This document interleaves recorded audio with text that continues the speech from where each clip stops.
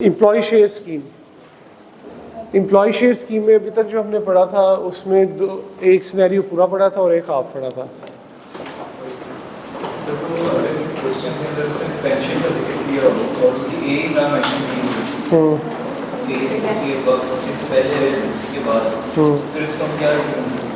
उसके ऊपर हम यही ज्यूम करेंगे कि वो 60 नहीं है। नहीं है क्योंकि उसने एज नहीं लिखी हुई ना, एज नहीं ना लिखी हुई उसने। हाँ तो यही ज्यूम करना चाहिए मेरे ख्याल से कि वो 60 नहीं है। तो जो पेंशन की जो नॉर्मल ट्रीटमेंट्स है उसके लिहाज से करेंगे, उसके लिहाज से करेंगे।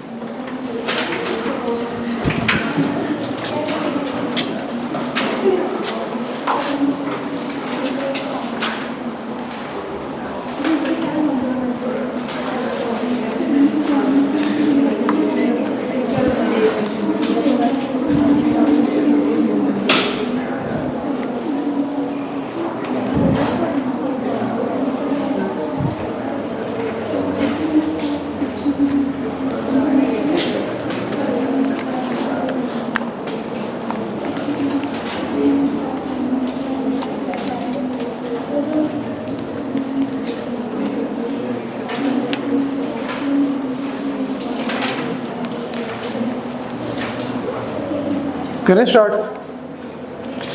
अच्छा जी, एक था वैसे मैंने क्वेश्चन भी दिया था, वो किया आप लोगों ने? घर हो गया था? है किस किस ने किया है? क्यों? छुट्टी भी थी फिर भी नहीं किया है? मैं वहां गए ही नहीं। 12 बजे कर लेते बैठ के। सुबह आ गए थे 8 बजे। सुबह 8 से रात 11 पड़े ही बड़ा लंबा रहे यार। नाश्ता, दोपहर का खाना, रात का खाना, तीनों टाइम काम किए उन्हें। नहीं यार छुट्टी भी थी, सवाल तो करना था आपने। करें उसे आज आप दोनों ने? हैं दिल ही नहीं किया? क्या बात, शहजादे लगे है। सवाल करके आना है, ठीक है। और किस किस ने नहीं किया यहाँ से? नहीं किया? क्यों? क्या कोई 7 साल ही नहीं किया है? कर लिया है? वाह, फिर तो आपको वैसे ही कर लेना चाहिए था जब बाकी सब दोस्तों ने कर लिया। और आप सबने किया? पीछे वालों ने सबने किया? क्यों नहीं? तो रात 11 बजे रखा हुआ था ये सवाल करना, पूरे दिन में क्या किया है? वो आपको कब मिल गया था सवाल? कितने बजे? दोपहर? हाँ दोपहर 12 बजे मिला है भाई। ये सवाल किया करे साथ साथ। भाईजान कल जो सवाल किया था किया है? ट्राई किया था? नहीं हुआ? नहीं तो यार आंसर पता होना जरूरी है। वो तो तुम्हें, आपको क्वेश्चन पेपर का भी नहीं आंसर पता होगा है? पूरा सारा स्केच कुछ बना के इनकम फ्रॉम सैलरी निकाली है? निकाली है? चलो चेक कर लेंगे फिर।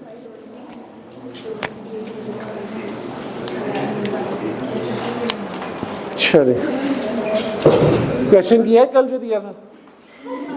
है आधा? क्यों आधा? ये रोटी थी जो आधी खाई है, आधी रहती है?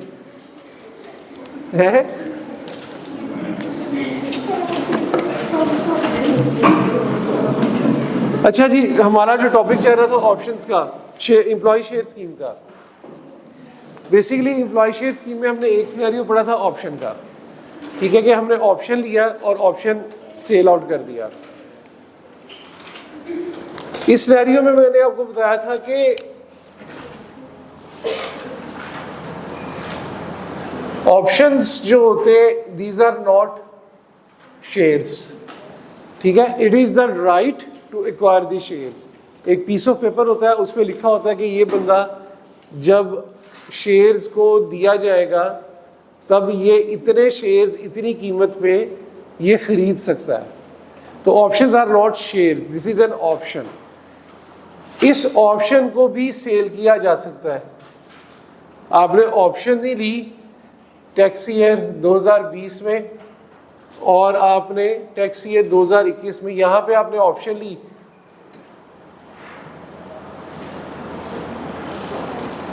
और यहाँ पे जाके आपने इसको ऑप्शन को सेल कर दिया, ऑप्शन बाय की है और यहाँ पे आपने जाके अपनी ऑप्शन को सेल कर दिया। ठीक है, तो जब आपकी ऑप्शन बाय की तो टैक्स की नज़र में ये कोई बेनिफिट नहीं है, तो इसकी हम कोई भी ट्रीटमेंट नहीं करते इनकम फ्रॉम सैलरी में। हाँ, जब ऑप्शन को सेल आउट करेंगे, जब ऑप्शन को सेल आउट करते हैं तो फिर हमने इसको फॉर्मूले के तहत consideration received less cost of option, इस ऑप्शन को राइट भी कहा जा सकता है, हक, राइट। ठीक है, कॉस्ट ऑफ राइट या कॉस्ट ऑफ ऑप्शन इसे कहा जाता है। तो यहाँ पे जो भी बेनिफिट आएगा, जो भी फिगर आएगी इसमें से माइनस करेंगे, ये आपकी कहाँ ऐड हो जाएगी, इनकम फ्रॉम सैलरी में। ठीक है, ये इनकम फ्रॉम सैलरी में या कुछ नहीं आएगा, ये चीज़ जो है इनकम फ्रॉम सैलरी में आएगी। तो ऑप्शन रिसीव करते वक्त, बाय करते वक्त हम ये कोई बेनिफिट कंसिडर नहीं होता। और इसी तरह अगर 30 जून है बीच में और 30 जून में जो फेयर मार्केट वैल्यू अगर इस ऑप्शन की बढ़ गई है तो उसका भी हम कोई इम्पैक्ट नहीं लेंगे, क्योंकि हमारी किताबों में कोई चीज़ है ही नहीं। ठीक है, ये हमारा पहला था ऑप्शन का। दूसरा जो सिनेरियो हम देख रहे थे वो हमारा ये था कि ऑप्शन था और ऑप्शन को एक्सरसाइज कर लिया, मतलब कि हमने ऑप्शन को, शेयर्स को परचेज कर लिया, ऑप्शन को एक्सरसाइज कर लिया। ठीक है, इस तरह से होगा। इसमें मैंने भी आपको ये बताया था कि अगर ये टैक्स ईयर 20 है, टैक्स ईयर 21 है और टैक्स ईयर 22, तो अगर यहां पे जाके उसने ऑप्शन बाय किया है, ठीक है, और इस साल में जाके उसने ऑप्शन को एक्सरसाइज कर लिया, ऑप्शन एक्सरसाइज कर लेना, शेयर्स बाय कर लेना, ये एक ही मतलब है। ठीक है, उसे ऑप्शन को एक्सरसाइज कर लिया, शेयर्स को बाय कर लिया, इसका एक ही मतलब है। तो यहां पे तो हमने बाय के टाइम पे ऑप्शन पे कोई भी बेनिफिट ऐड नहीं करना इनकम फ्रॉम सैलरी में। ठीक है, उसकी फेयर मार्केट वैल्यू अगर बढ़ भी गई तो भी हमने कोई बेनिफिट में इजाफा नहीं करना। यहाँ पे मैंने आपको बताया था कि जब आपने ऑप्शन को एक्सरसाइज कर लिया, यानी कि राइट को एक्सरसाइज कर लिया, यानी कि शेयर्स को बाय कर लिया, तो जिस डेट पे किया उस डेट की फेयर मार्केट वैल्यू और लेस करेंगे हम इससे कॉस्ट ऑफ शेयर्स और लेस करेंगे कॉस्ट ऑफ राइट या ऑप्शन, इसका जो भी बेनिफिट आएगा ये कहाँ जाएगा, इनकम फ्रॉम सैलरी। बेसिकली ये वाला जो बेनिफिट है, ये वाला बेनिफिट है वो किसकी वजह से है, एम्प्लॉय की वजह से है। ये बेनिफिट किसकी वजह से है, एम्प्लॉय की वजह से है। एम्प्लॉय ने क्या किया, नॉर्मल ट्रेंड ये होता है कि 100 रुपये वाला शेयर आपको यहाँ पे 20, 25 या 30 रुपये में मिल जाएगा, 100 से कम पे मिलेगा। मार्केट वैल्यू जिसकी 100 रुपये की होगी वो आपको मार्केट वैल्यू से कम पे मिलता है। यही एम्प्लॉय को फायदा है ना, यही तो बेनिफिट है एम्प्लॉय शेयर स्कीम। हम जो पढ़ रहे हैं that is employ share scheme. तो भाई एम्प्लॉय को बेनिफिट होगा तो वो ऑप्शन को एक्सरसाइज कर लेगा ना, इट्स अ नेचुरल चीज। तो वो फिर ये जो बेनिफिट होगा वो ये टैक्स ये कहता है कि ये वाला जो बेनिफिट है ये एम्प्लॉयर ने एम्प्लॉय को दिया, ये बेनिफिट एम्प्लॉयर ने एम्प्लॉय को दिया है। तो जो बेनिफिट एम्प्लॉयर ने एम्प्लॉय को दिया है वो कहाँ पे ऐड होता है, इनकम फ्रॉम सैलरी के अंदर। मार्केट वैल्यू की 100 रुपये की चीज एम्प्लॉय को 10 रुपये में मिल गई या 90 रुपये में मिल गई, ठीक है, मार्केट से कम पे मिली ना, तो भाई इसका मतलब ये हुआ कि ये बेनिफिट दिया है एम्प्लॉयर ने एम्प्लॉय को, तो इस वजह से ये इनकम फ्रॉम सैलरी में हम ऐड कर दें। ये हमारी लास्ट लेक्चर तक की डिस्कशन। अच्छा, अब थोड़ा सा जरा इसको मजीद देखें कि ये जो शेयर्स थे, ये वाले जो शेयर्स थे, ये शेयर्स 2022 में यहां पे जाके एम्प्लॉय बेच देता है, सेल कर देता है। अब ये शेयर उसके पास आ गए, ट्रेंड चेक करिएगा, पहले उसके पास ऑप्शन आया, ऑप्शन से उसने शेयर खरीदे, ठीक है, अब शेयर्स आ गया ना उसके पास, अगले साल जाके वो शेयर्स बेच देता है, अगले साल वो जाके शेयर्स बेच दे। क्यों बेचेगा शेयर?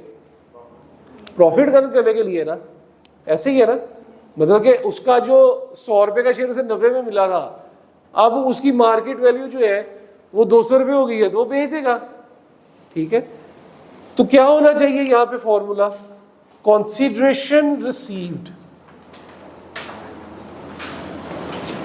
जो पैसे उसको मिले, consideration received less cost of share less cost of right, ऐसे ही है। एक चीज और इसमें ऐड करनी है, ये जो बेनिफिट मिला था मुझे, ये वाला, ये जो बेनिफिट मिला था, इस बेनिफिट पे इनकम फ्रॉम सैलरी में डाल के टैक्स लग गया। इस बेनिफिट पे जब ये इनकम फ्रॉम सैलरी में जाएगा तो टैक्स लग जाएगा, तो ये भी उसकी कॉस्ट बन गई, क्योंकि इस पे टैक्स लग गया ना, तो उसने ये बेनिफिट लेने के लिए एक टैक्स, एक कॉस्ट पे की है, तो वो ये जो बेनिफिट होगा, benefit added in income from salary, ये सारी फिगर्स लेस की जाएंगी, फिर निकाला जाएगा प्रॉफिट हुआ कि लॉस हुआ। ये बंद करिएगा, तो बैठे मैं कर दूं, इनकम हुआ या लॉस हुआ, प्रॉफिट हुआ या लॉस हुआ। इसको मैं रिपीट करता हूं थोड़ा सा, इसे मैं दोबारा रिपीट करता हूं। देखें, हमने जब शेयर्स को, ऑप्शन को एक्सरसाइज किया, जब ऑप्शन को एक्सरसाइज किया तो जो फेयर मार्केट वैल्यू थी उस दिन की, जिस दिन एक्सरसाइज किया, वो फेयर मार्केट वैल्यू ली, उसमें से कॉस्ट ऑफ शेयर लेस किया, कॉस्ट ऑफ राइट लेस किया, तो जो बेनिफिट आ गया वो इनकम फ्रॉम सैलरी में ऐड कर दिया। इस बेनिफिट को इनकम फ्रॉम सैलरी में ऐड करने का क्या मतलब है कि इसके ऊपर अब टैक्स लगेगा, तो ये बेनिफिट एक तरह से मेरी कॉस्ट बन गई, ये बेनिफिट मेरी एक तरह से कॉस्ट में, क्योंकि मैं अपनी जेब से इसके ऊपर क्या दे रहा हूं, टैक्स दे रहा हूं। जब मैंने शेयर्स को बेच दिया अगले साल में, तो consideration received less cost of share, जो उनकी कॉस्ट थी, लेस कॉस्ट ऑफ राइट। एक चीज ये ऐड की कि जो बेनिफिट मैंने इनकम फ्रॉम सैलरी में ऐड किया था वो भी मैंने यहां से लेस करना, उस बेनिफिट को भी यहां से लेस करना है,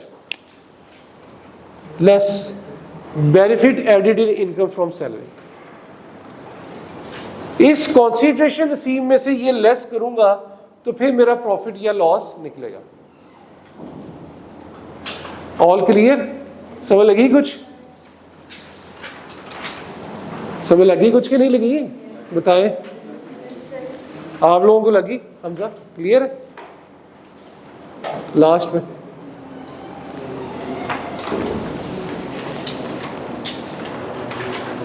अच्छा, अब एक बात जरा सोच के बताएं खुद से, आपको क्लियर हुई है बात? कोई क्वेश्चन है तो मेरे से पूछ ले, बता दें। है ये वाला कॉन्सेप्ट क्लियर हो गया? Benefit to be added in, sure आपको?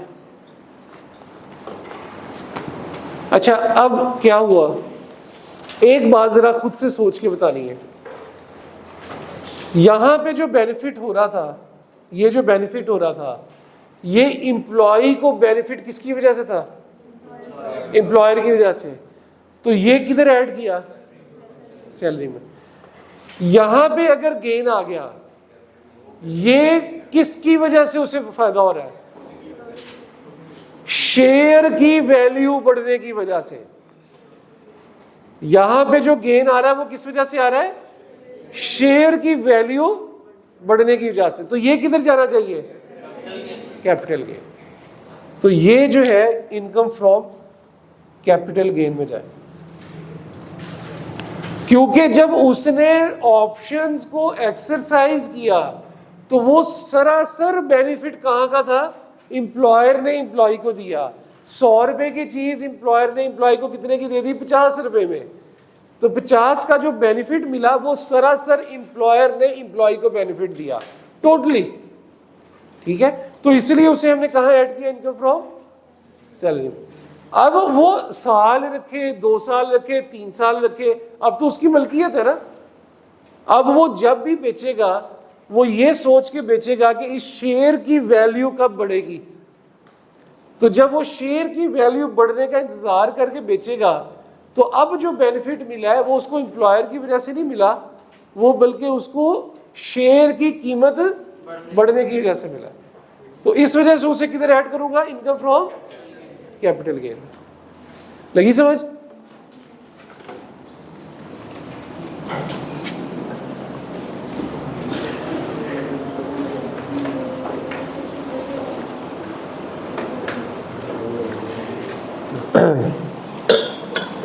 नॉर्मली जो लोग बहुत ज़्यादा बातें करते हैं ना, मैं उनकी सीट चेंज करा देता होता हूँ, ठीक है। तो अब आप दोनों मेरे रडार में आ गए हो, सही है। रडार है जिसमें वो कोई जहाज आ जाए तो बीप करने लग जाता है डॉट्स के साथ,